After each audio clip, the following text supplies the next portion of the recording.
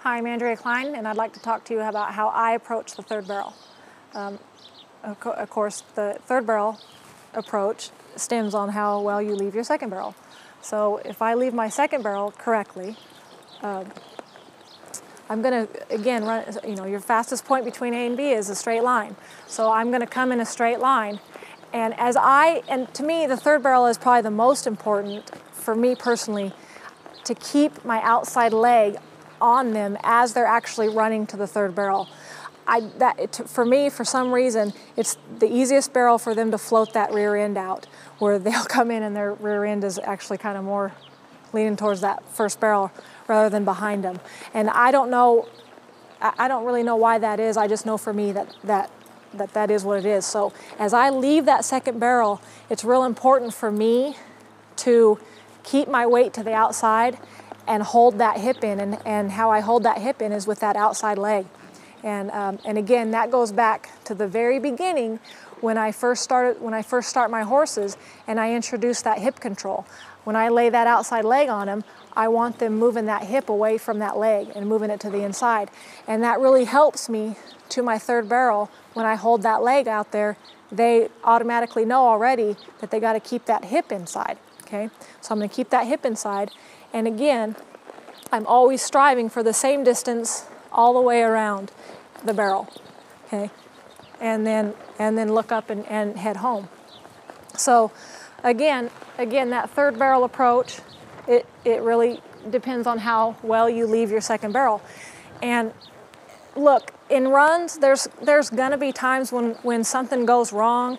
Maybe our horse trips or we make a mistake and we come off and we do something, where the horse comes off wrong. It's okay. Just you stay determined and you ride to that point. My point is about 3 feet away from that third barrel, holding that outside leg, and then 3 to 4 feet all the way around that barrel. And that's pretty much the approach I take on any horse.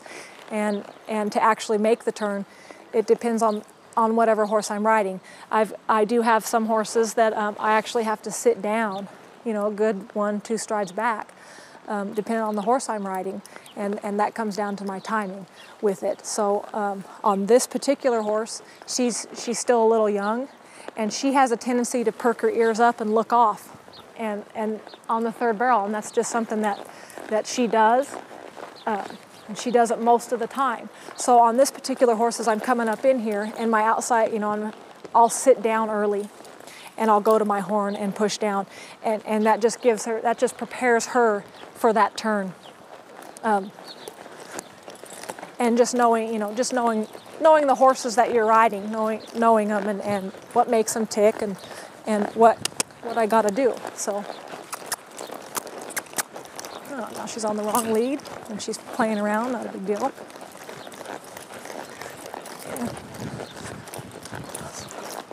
Let me see if I can show that again a little bit better.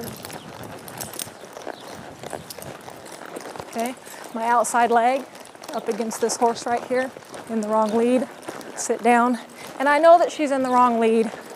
I'm not going to get after her for it right now. That's really not what I'm working on. Hold that outside leg.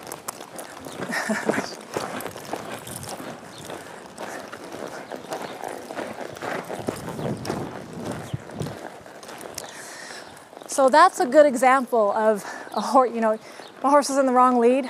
I know it's wrong, and things go wrong in our runs, and I just have to stay focused where I'm going, and I'm going to keep my outside leg. And she did end up switching, but don't panic. Don't panic. Just stay what you know is right, and get to that point. I sat down and I let my horse turn.